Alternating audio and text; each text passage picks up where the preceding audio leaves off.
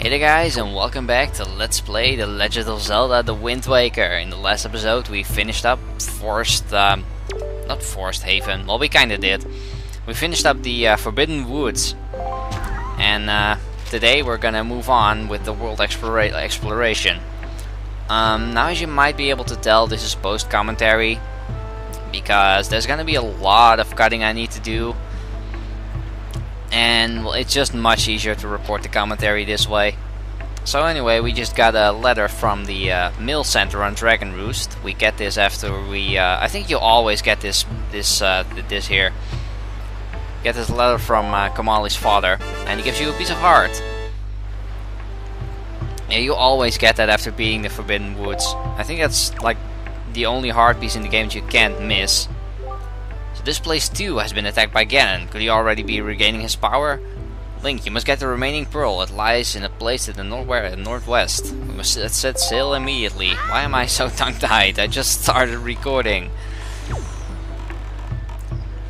So there is one more thing I need to do on this island. I actually missed the map fish here. So let's equip our bait here. So yeah, my computer is finally back, as you can tell.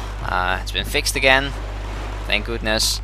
And maybe I can finally stick to a schedule here. I was gonna put up a video earlier, but some real life stuff happened and I couldn't, so this is actually the first time I actually have time to record.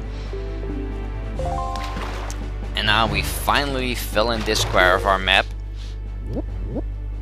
which is Forest Haven. But we already knew that. So basically what I'm gonna do, yeah, all of the map fish, like I have said this before, all of the map fish have something to tell you. I didn't read that one too well, I got distracted by my own commentary again. But I will be showing all of those, and if there's something I can do on the island while I'm there, I will take care of it. I'm gonna try to take out as much side stuff, and this is how I'm gonna be doing this. I'm gonna go to the left and one square up and then all the way to the right. That's actually a different way from what I usually do. You might have noticed that staircase on that one platform there. We will take care of that later. For now it's not important. So right here we are coming up on the next island, which looks rather icy, so let's take care of the map fish here and let's see where we are.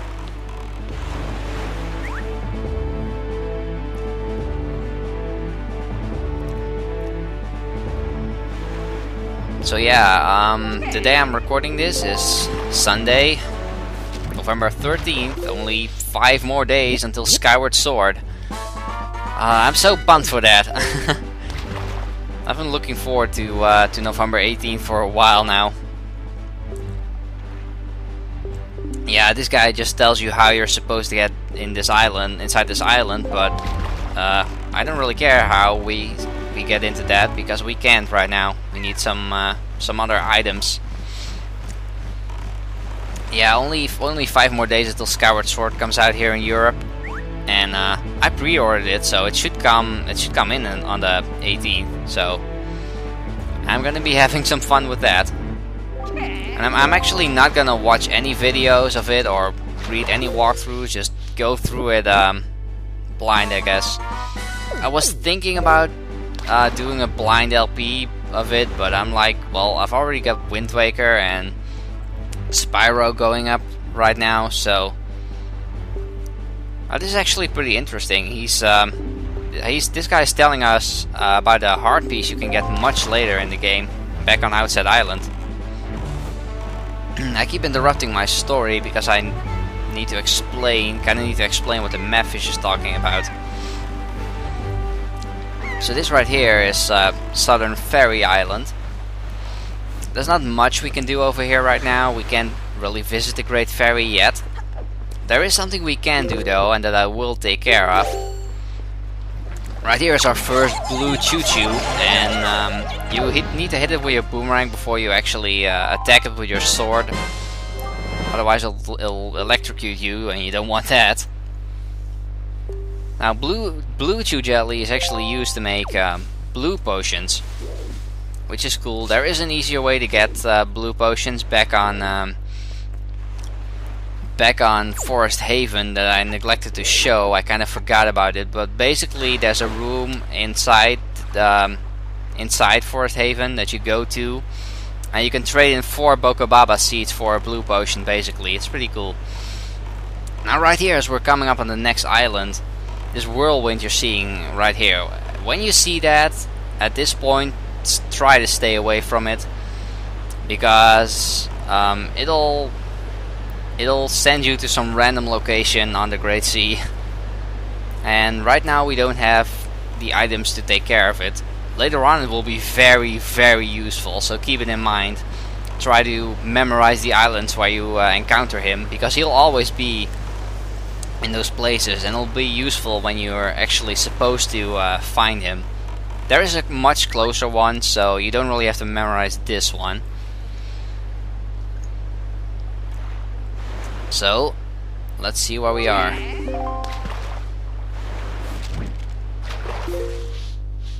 This is Shark Island.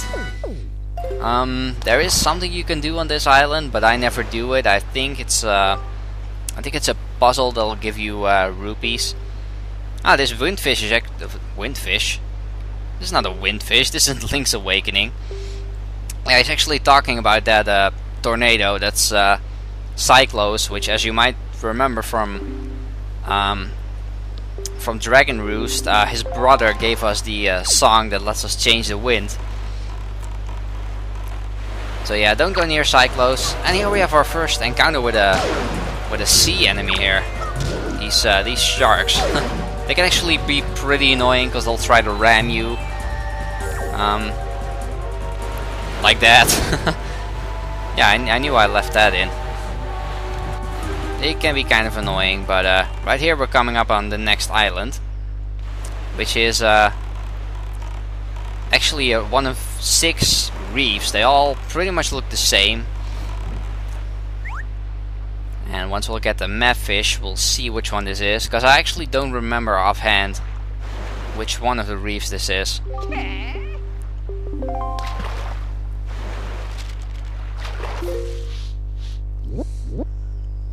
This is Five Eye Reef.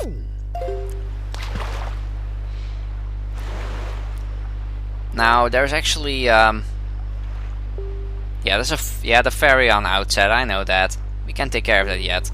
So much stuff we can't take care of. That's why you usually wait before you do this world exploration here. But I like to get it out of the way now, just to get my map filled in, because this is you can't really do it any sooner than this. So this is when you can first start filling up your map. And I just like to take care of it, because it's, in my opinion, it's kind of tedious. And since the next dungeon is my favorite dungeon, I like to get it out of the way before the dungeon starts. So right here we're at Diamond Step Island.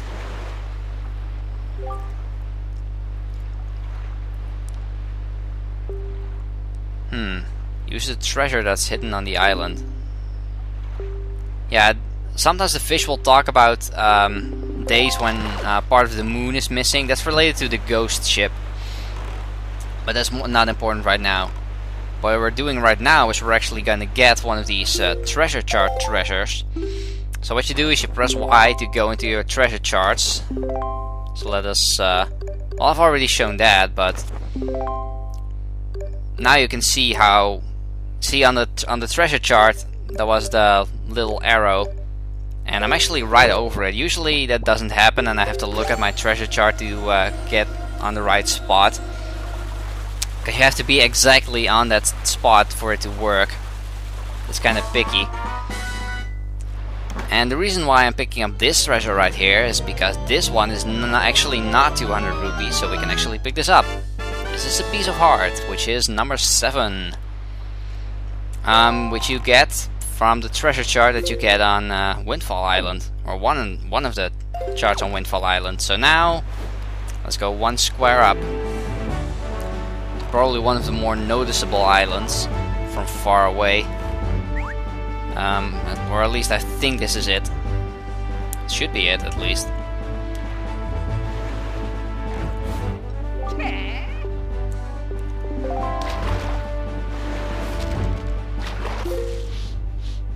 This should be Needle Rock Island. Yes, it is. And right now I wish I brought one of those Heufneutje pears. Because you can use them on this island and it'll let you control a seagull.